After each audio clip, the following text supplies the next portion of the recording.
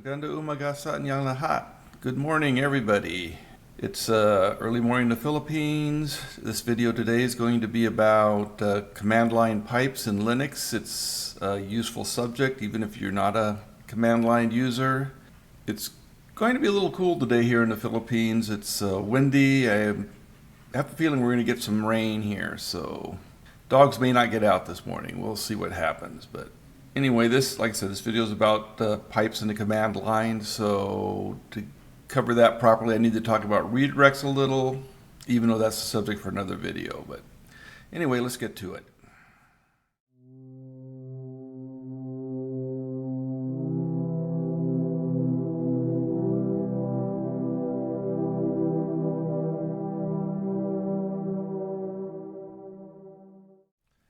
So a pipe in the Linux province of the command line, actually I'm not even sure if there's an equivalent in Windows. I'm sure there must be, but I haven't really tried it in Windows. I guess that's something to do. But anyway, a command line in pipe in Linux is a method of sending the output of one command to the input of another command. This differs in a redirect in that, well, at least as I've used redirects, it is sending the output of a command to a file someplace. Before we actually talk about pipes, I need to briefly mention some information about redirects, which pipe is basically a type of redirect. Redirects, like I say, send your data someplace. Most programs, applications, what have you, in Linux have standard input, standard output, and you also have standard error, which we're not really going to talk about in this video, but standard input is usually the keyboard or the mouse or a camera or whatever, wherever your input's coming from. And standard output is usually the screen. In the old days, back when I got into computing, it was a printer or a teletype terminal. But those are standard. So you type on your keyboard, it shows up on your screen. You run a command, the output shows up on your screen. That's standard in, standard out. Redirects redirect your standard output. Well, they can redirect your standard input too. That's, like I say, that's a whole other subject. But for this video, they redirect your output. And that's what a pipe does, is it redirects the output of a process or a command to someplace else, specifically another process and a command, where if you actually say redirect, people assume you're redirecting to a file system someplace. So let's go over this and see what we got, okay? All right, let's talk about Linux process inputs and outputs. So a process can be any sort of command, application, program, whatever. We say a process, we'll define the process as the execution of a program. One is initiated whenever an application, program, or command is run or executed. In some cases, you can have multiple processes. Programs, commands in Linux generally only create one process, whereas applications can create multiple processes. And a command would be like ls for list, or application would be like LibreOffice. So every process has a standard input. This is where it gets its data from, and as I say, normally standard input is the keyboard, or it could be the mouse in a GUI. But that's where your input comes from. And we also have standard output, which nowadays tends to be the monitor or screen. Like I say, back when I started in computers, it was a teletype unit where you typed on a keyboard and you printed out on a piece of paper. Or you could use standard in from a tape punch. You can redirect these things, which we're going to talk about. The other part of this is standard error, which most users, if you're a normal user, you don't use a command line, you rarely see. This is one of those troubleshooting things where if you're having problems, you can run a command from the command line, look at your standard error to see what sort of error messages it's giving you. But in this video, we're not really going to worry about standard error so much. So, like I say, the first subject before we actually talk about pipes is we need to talk about redirects. So we have our basic model, standard input to our process, whatever that process is, and standard out. What a redirect is a detour, basically. For me, as an example, most of my standard redirects for standard output, they go to a file.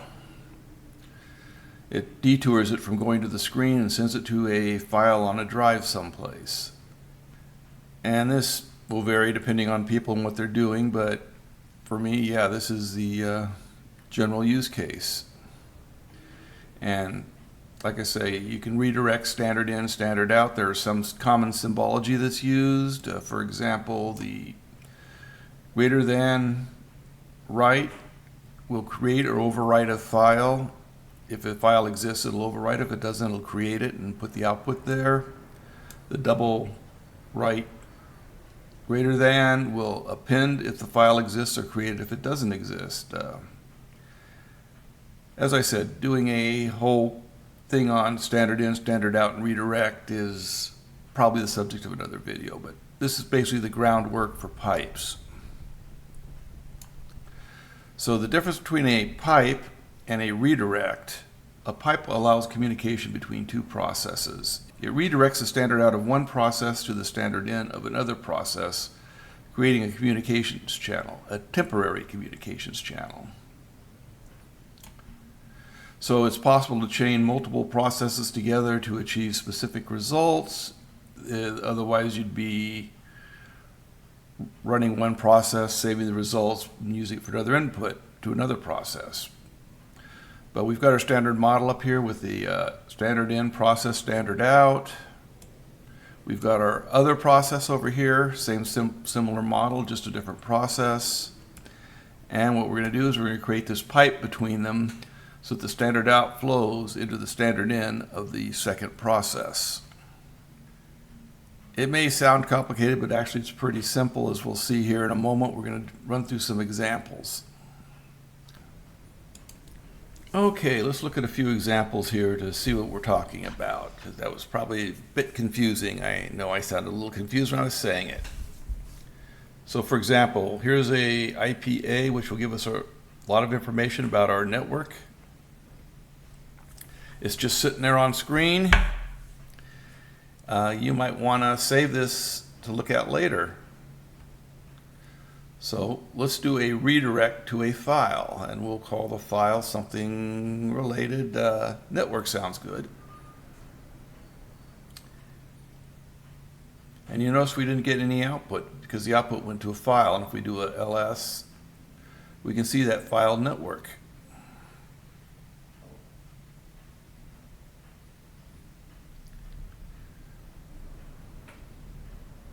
And if we look in that file with the cat command, there's the same information that was printed to the screen before, but this time it's saved to a file. This is an output or standard out redirect to a file.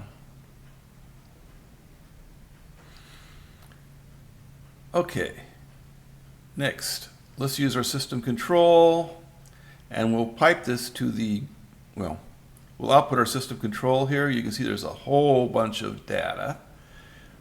Way more than you can look at on one screen. So we might want to actually redirect this to a file. So we'll do a redirect. System processes. And this created the file system processes for us. We could open that and look at the information inside, and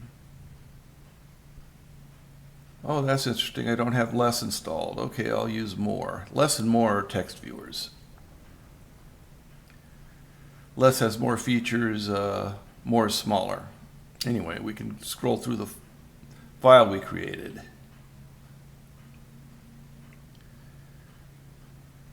So let's do this a little differently this time. Let's pipe it to a filter command. We'll use grep.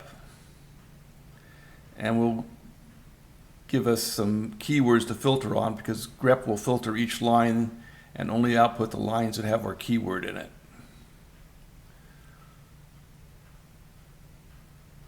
Oops, grep, G-R-E-P. And MI, anything with MI in it. And so miscellaneous, mine test.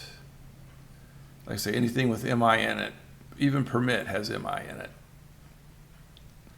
Now we've shortened our list and we can see a specific process we're looking for. In this case, let's say mine test.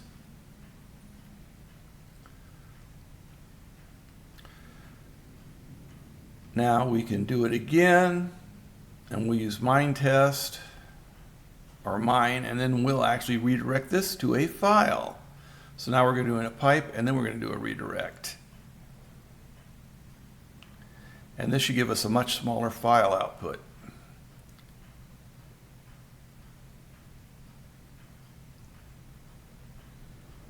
So if we look at the file, again, much less because we piped the outputs of one command into a filter command, which then filtered down our output to specifically what we were looking for.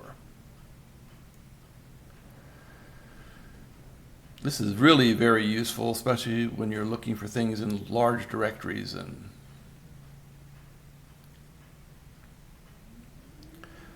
whoops, let's do the same thing again. Let's type it right, systemctl grep, and we'll look for time this time. And there we can see everything where time appears in it.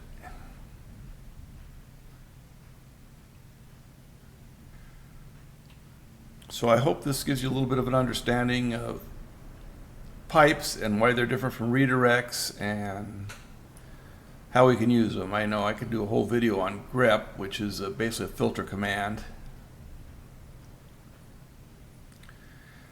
So if you actually look at the grep command, it would have an input file. Well, we don't need an input file because we're redirecting standard in to grep. And that's it for our examples.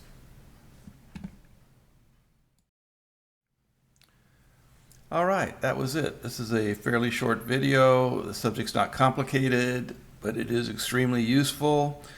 Even if you're not a command line connoisseur, being able to use a pipe will help you a lot because, well, the general use is command pipe to filter, to sort the output for what we're actually looking for, or filter the output for what we're actually looking for. So anyways, I hope this was enjoyable and you understood the process, the difference between a pipe and a redirect, and I hope it'll help you with your actual needs when you're using your computer. Like I say, command line can be a very powerful friend. It can be a little intimidating, a little tough to get into, but hey, once you start, you'll find it's not that hard. We'll see you all in the next video, and thank you for tuning in.